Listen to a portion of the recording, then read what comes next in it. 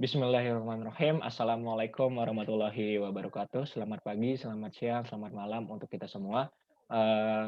Pertama-tama di sini kita akan membahas mengenai, tentang analisis akurasi metode yang di mana, berpusat pada metode KNN, net bias, dan decision tree dengan menggunakan dataset gender classification based on voice.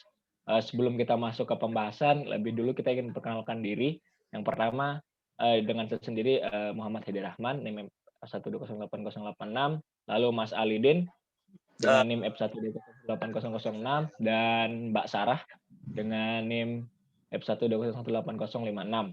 Eee, Pertama-tama sebelum kita masuk ke kode ataupun eee, membahas tentang, kode-kode dari metode yang udah kita buat tuh, kita, ingin menjelaskan terlebih dahulu apa sih itu klasifikasi dan metode-metode yang dipakai. Klasifikasi sendiri itu, merupakan sebuah, cara supervised yang di mana klasifikasi ini, adalah teknik untuk menentukan kelas atau kategori berdasarkan atribut yang diberikan. Maksudnya di sini, kita memiliki sebuah data-data independen yang di mana nanti kita akan menentukan, bagaimana sih, data luaran atau data dependen yang diinginkan gitu. Secara singkatnya seperti itu. Lalu, untuk penjelasan metode-metodenya sendiri entar akan dilanjutkan ketika kita melakukan, coding secara sendiri-sendiri. Oke, selanjutnya kita bisa langsung ke Google Colab di mana, codingan-codingan dari metode-metode yang dibuat ada di sana. Oke, saya serahkan ke Mas Alidin untuk metode KNN. Baik, terima kasih Muhammad Haidar Rahman. Oke, di sini yang pertama akan saya jelaskan mengenai metode KNN. Jadi metode KNN adalah teknik klasifikasi berdasarkan jumlah berdasarkan berapa apa jenis tetangga yang paling banyak dan yang terdekat dari suatu data yang kita inputkan. Nah, di sini kita ngodingnya manual. Di sini kita ngoding manual, tapi dengan catatan di sini kita membandingkan antara metode manual sama metode yang menggunakan library. Nah, di sini kita cek apakah yang manual yang kita buat di sini sudah benar atau belum dengan membandingkannya dengan metode yang menggunakan library. Nah, di sini oke, langsung saja kita masuk ke codingannya. Yang pertama di sini kita buat kelas KNN-nya dulu, biar nanti objeknya kesimpan semua di sini, sama seperti di library-nya juga. Dan yang pertama di sini ada yang namanya konstruktor, di mana kita deklarasiin K sebagai jumlah tetangga terdekat yang akan kita analisis nantinya. Nah, kemudian dilanjutkan dengan metode fit. Nah, metode fit ini digunakan untuk memberikan data trainnya. Nah, data trainnya ini diambil dari dataset voice. Nah, tapi voice di sini kita menggunakan data voice yang sudah kita sedikit edit, di mana outputnya menggunakan 1 dan 0. Nah, 1 dan 0 ini maksudnya adalah 1 untuk laki-laki dan 0 untuk perempuan, untuk memudahkan pada saat proses penghitungan jumlah tetangga terdekatnya nanti. Bukan jumlah tetangga terdekat, tapi tetangga yang memiliki nilai paling besar, paling banyak gitu. Misalnya mungkin laki-lakinya lebih banyak dari perempuan, maka nanti akan direkam nilai laki-laki gitu. Kemudian kita lanjut saja ke metode predik. Nah, metode predik ini digunakan untuk melakukan pengetesan data dari data tesnya. Nah, data tesnya ini kita kasih saja array, di mana self.xtest-nya ini sama dengan xtest. Nah, ini berupa array, karena nanti datanya akan banyak sekali, sekitar 3.000, hampir 4.000 kalau tidak salah. Nah, kemudian self.mtest sama self.n ini maksudnya adalah jumlah baris data sama jumlah kolom yang kita set data trainnya, jumlah kolom data trainnya. Nah, jumlah kolom data trainnya ini dia adalah data fitur dari voice-nya sendiri. Nah, mulai dari main frekuensi sampai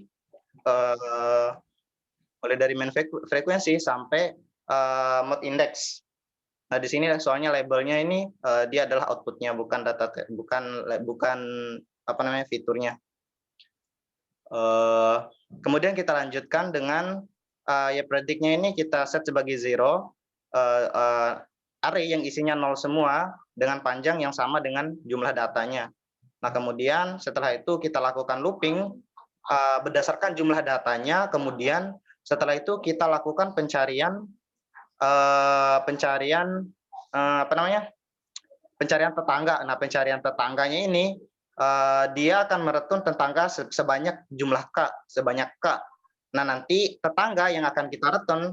Nah, penghitungan tetangga di sini kita lakukan looping juga, tapi di sini kita menggunakan Euclidean, penghitungan Euclidean. Nah, Euclidean sendiri dia mengkuadratkan sum-nya, mengkuadratkan X dan Y-nya, kemudian kita apa namanya?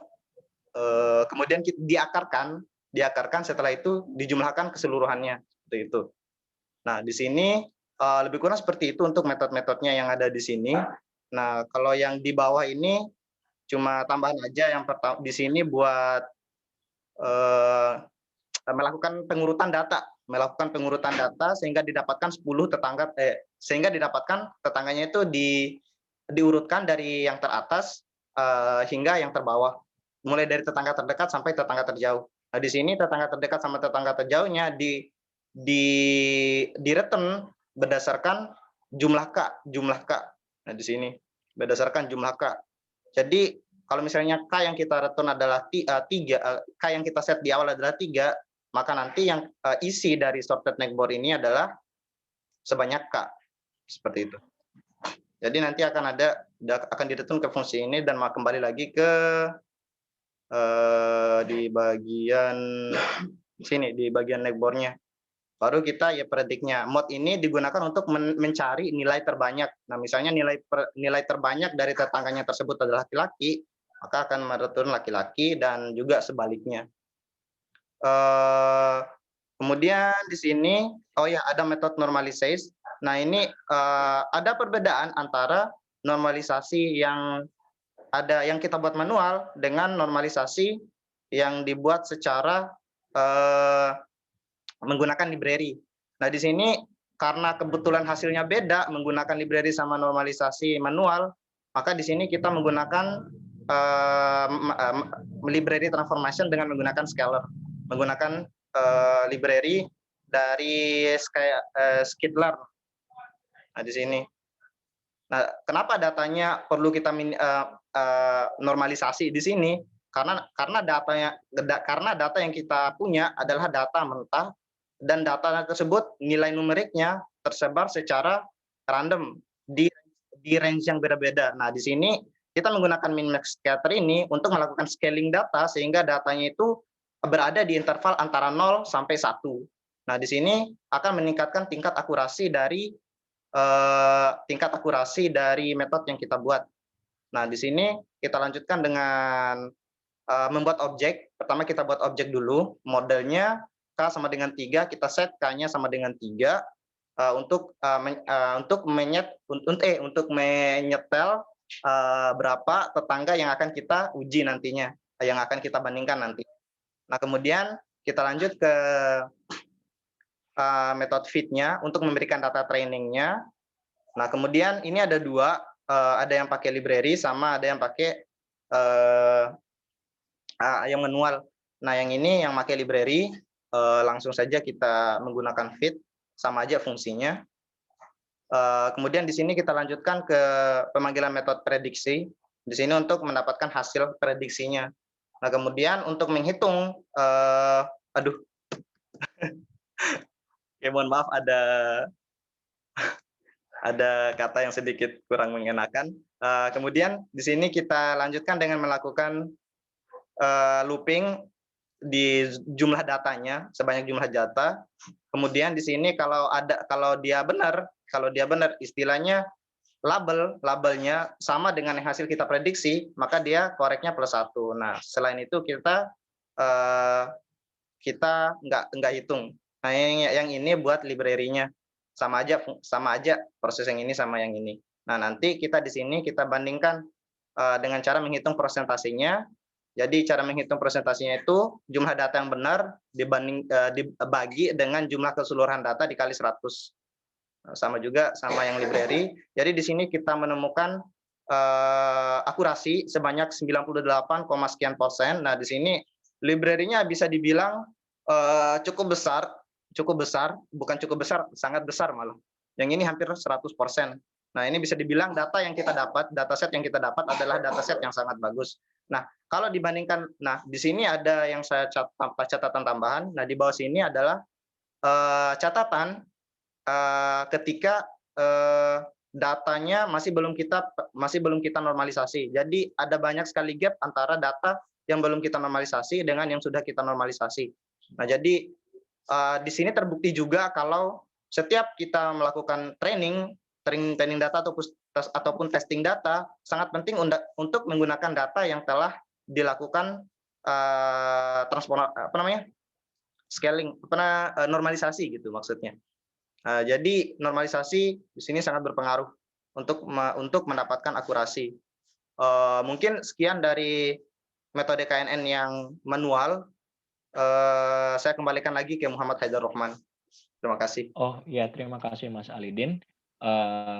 Untuk merangkap penjelasan dari Mas Alidin mengenai metode KNN, di sini saya mendapat menyimpulkan beberapa hal mengenai metode KNN yang sudah disampaikan, di mana algoritma dasar untuk mengerjakan KNN ini sendiri ada 4, ini membagi data latih dan uji, yaitu terus melakukan normalisasi data jika perlu.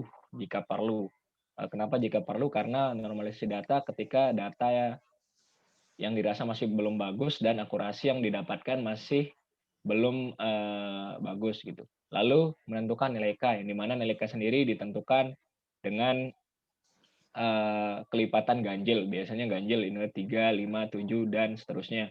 Lalu terakhir dengan mengklasifikasikan data uji berdasarkan tetangga yang sudah dibuat. Sehingga dari algoritma-algoritma yang sudah dibuat tadi ditemukan akurasi dengan normalisasi data kurang lebih sebanyak 98% yang bisa dibilang sangat baik dan sangat bagus. Lalu selanjutnya setelah kita melakukan KNN, kita akan membandingkan dengan metode Naive Bayes. Oke, Mas Lidin bisa diperlihatkan ya. Untuk sebelum masuk ke codingan, kita menjelaskan terlebih dahulu apa itu Naive Bayes sendiri. Naive Bayes sendiri adalah sebuah proses klasifikasi yang berakar pada sebuah teorema Bayes, yang dimana luaran atau dengan menggunakan metode ini berdasar pada metode probabilitas dan statistika yang dimana memprediksi peluang di masa depan berdasarkan pengalaman di masa sebelumnya. Oke, di sini kita menggunakan library sepenuhnya untuk membuat atau mengklasifikasikan datanya menggunakan Naive Bayes. Pertama-tama kita memasukkan dataset dari dataset berupa voice, lalu ditampilkan 5 data teratas mengenai dataset itu sendiri, yang dimana dataset ini memiliki sebanyak 20. Oh ya Din, coba. Oh ya jangan deh, yang info tuh ya. 10 kolom ada Untuk sekitar 20. biasanya kita untuk menampilkan info kita bisa voice.info untuk menampilkan tipe data dari kolom-kolom yang ada dan info yang tersedia. Lalu dilanjutkan dengan melakukan pembagian gitu, mana data fitur, mana data label. Nah, di sini kami mempersingkat waktu dengan melakukan ilok yang dimana bertujuan mengambil range yang data X dan Y. Biasanya kan kita mendeklarasikannya dengan menyebutkan nama-nama kolomnya. Kebetulan di sini data kami, kolomnya kami rasa banyak, sehingga kami menggunakan cara seperti ini agar langsung membagi data set berupa X, dataset berupa fitur dan label dengan menggunakan cara ilok X dengan range sampai dengan X-1 dengan range sampai dengan -1. Lalu di sini kita melakukan menentukan jumlah data uji dan data latih, yang dimana di sini kita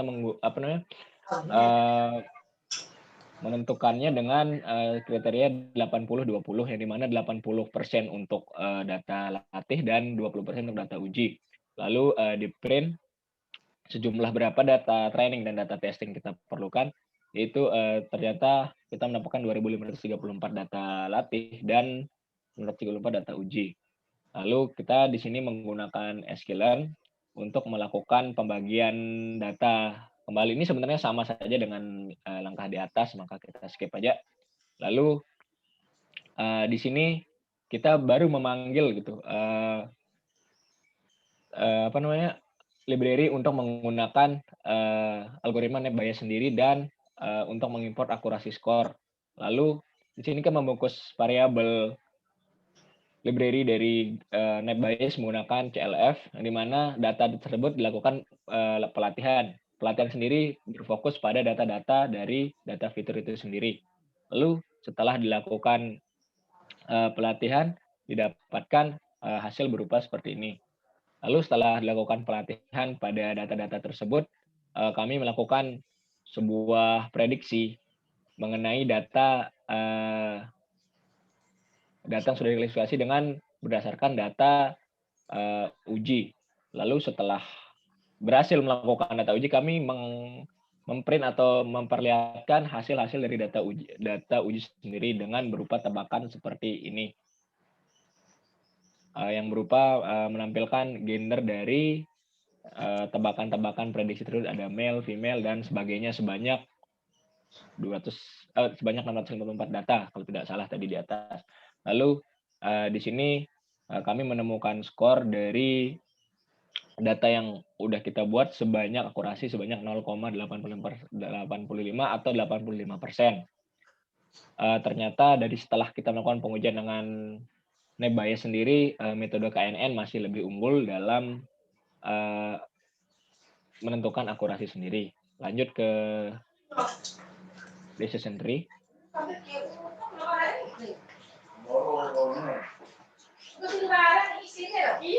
Oh ya, masih loading. Oke, ini sama saja, namun karena menggunakan library mungkin lebih cepat dan lebih ringkas. Datanya sama, namun di sini kita menggunakan library decision tree, di mana melakukan proses penguploadan dataset, lalu menampilkan field data fitur, data label di dataset, lalu membagi dataset tersebut berdasarkan fitur dan label yang kita inginkan. Lalu lanjut ke bawah aja, Den, soalnya penjelasannya sama kayak tadi. Kita memanggil sebuah library atasan, Den. Sebuah library berupa decision tree classifier, yang dimana ini berguna untuk melakukan proses klasifikasi berdasarkan decision tree, yang dimana decision tree sendiri adalah model prediksi menggunakan struktur pohon atau struktur hierarki.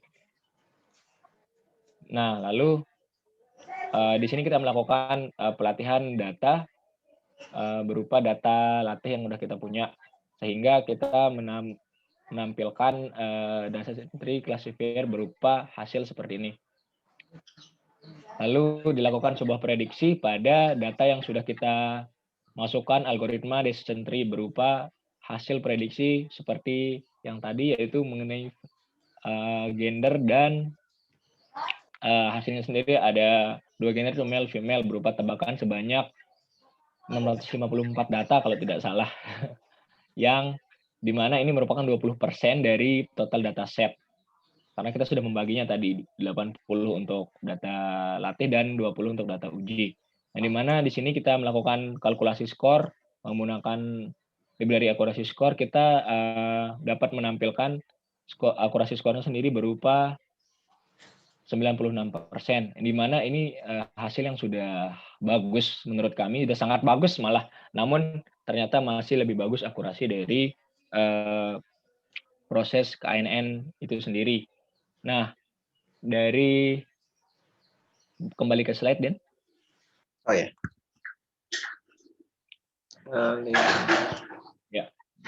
Ya, dari hasil analisis kami sendiri mengenai metode-metode yang sudah kita gunakan, kita dapat menyimpulkan bahwa sebaiknya dan seharusnya voice dataset ini sendiri menggunakan metode KNN, karena dari 3 metode yang sudah kita uji, kita menemukan akurasi yang paling menonjol dan akurasi yang paling baik dari sebuah dataset ini sendiri adalah menggunakan metode KNN.